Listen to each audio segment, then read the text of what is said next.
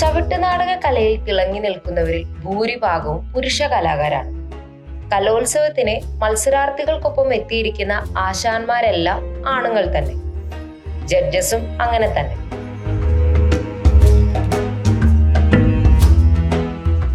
പക്ഷേ സ്റ്റേജിൽ കയറി തട്ട് പൊളിക്കും വിധം ചവിട്ടിക്കയറുന്നതിൽ ഭൂരിഭാഗവും പെൺപടകളാണ്. അതെങ്ങനെ സംഭവിച്ചു?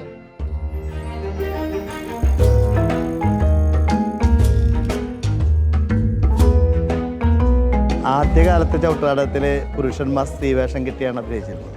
ഇന്ന് സ്ത്രീകൾ പുരുഷ വേഷം കിട്ടി അവതരിപ്പിക്കും. 2-3 തലങ്ങളാണ് ഞാനിതിൽ കാണുന്നത്. ആദ്യകാലത്ത് പിള്ളേരൊന്നും അല്ലെങ്കിൽ നമ്മുടെ സ്ത്രീകളൊന്നും പുറത്തേക്കൊന്നും വിടില്ലായിരുന്നു. അങ്ങനത്തെ ഒരു കാലഘട്ടം ഉണ്ടായിരുന്നു നമുക്ക്. അതുകൊണ്ട് തന്നെ ആണുങ്ങളാണ് ഇത് ചെയ്തിരുന്നത്. പക്ഷേ കാലാന്തരത്തിൽ പല പരിശീലനങ്ങളിടയിൽ ചില 1-2 പെൺകുട്ടികൾ വരാൻ തുടങ്ങി. സ്കൂൾ യുവജനോത്സവത്തിലൂടെ അത് 100 കണക്കിന് കുട്ടികളുടെ വരവ് തുടങ്ങി. ഇപ്പം ഞാൻ 14 ടീമിനെ പഠിപ്പിച്ചതിൽ ആകെ 4 കുട്ടികൾ മാത്രമേ ആൺകുട്ടികളുണ്ടായിരുന്നുള്ളൂ. ബാക്കി 136 പെൺകുട്ടികളായിരുന്നു. കുറഞ്ഞ സമയം കൊണ്ടാണല്ലോ പരിശീലിപ്പിക്കുന്നത്. നമുക്ക് ഒരു 2-3 മാസം കിട്ടുള്ളൂ. അതും എല്ലാ ദിവസവും കിട്ടൂല. കുട്ടികളുടെ ക്ലാസ്സും പരീക്ഷയും ഒക്കെ നോക്കിയിട്ടല്ലേ കിട്ടുള്ളൂ. അപ്പോൾ ചൂടുകൾ പഠിക്കാൻ ആൺകുട്ടികൾ വളരെ വൈകിയാണ് പഠിക്കുന്നത്. ഒരുപോലെ കളിക്കണം. ഒരുപോലെ കളിച്ചാലേ അതിൻ്റെ ഭംഗി ഉണ്ടാവുള്ളൂ. അപ്പോൾ പെൺകുട്ടികൾ പെട്ടെന്ന് പഠിക്കുന്നുണ്ട്. ഇന്ന് ആൺകുട്ടികളെക്കാൾ കൂടുതൽ കാലുയർത്തി കളിക്കണം, തട്ട് പൊളിക്കണം എന്നൊക്കെ ഉണ്ട്. അത് ഇവർ ചെയ്യും. അത് ഈ ഓരോ നാടകത്തിൽ കാണും. ഇപ്പോൾ എൻ്റെ ജാൻസി റാണിയിലാണെങ്കിൽ ആ കൊച്ചിൻ്റെ കാലുയർന്നത് കണ്ടാൽ അറിയാൻ പറ്റും. അപ്പോൾ ഒരു ആണ് ചെയ്യുന്നത് പെൺകുട്ടിക്ക് ചെയ്യാൻ പറ്റും. ലോകത്തിൽ അതാണ്. അപ്പോൾ എല്ലാവർക്കും അത് ചെയ്യാൻ പറ്റും. പറ്റൂല എന്ന് പറയുന്നിടത്തൊക്കെ നഷ്ടപ്പെടും.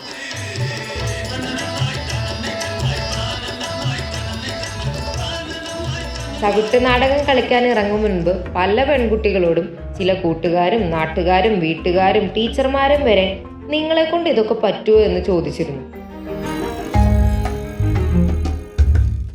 അതിനുകൂടിയുള്ള മറുപടിയാണ് വേദിയിലെ ഇവരുടെ ചുവടും ചവിട്ടും. അധികം ചാടുക മറിയുക അതൊക്കെ ഭയങ്കര ബുദ്ധിമുട്ടായിരിക്കും.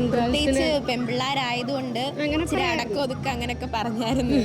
അത് കണ്ടു കഴിഞ്ഞാൽ അതിന്റെ റിസൾട്ട് കണ്ടു കഴിഞ്ഞപ്പം അവർക്കും ഹാപ്പിയാണ്. നമ്മളിപ്പോൾ വയ്യാണ്ടായി കഴിഞ്ഞാൽ ബാക്കിയുള്ള 10 പേര് കളിക്കുമ്പോൾ നമ്മൾ ഒരാൾ കാരണം ബാക്കിയുള്ളൊരു ടീമിനൊന്നും സംഭവിക്കരുത്. സോ ആ ഒരു 9 പേര് നമുക്ക് വേണ്ടിയിട്ട് കളിക്കുന്നു.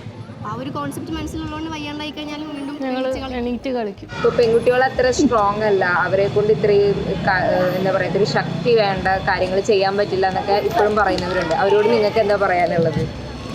ചവിട്ടുനാടകം ഒന്ന് കണ്ടു കഴിഞ്ഞാൽ മനസ്സിലാവും. ഞങ്ങളുടെ ചവിട്ടുനാടകം ഒന്ന് കണ്ടു കഴിഞ്ഞാൽ മനസ്സിലാവും. കളിച്ച് കാണിക്കും.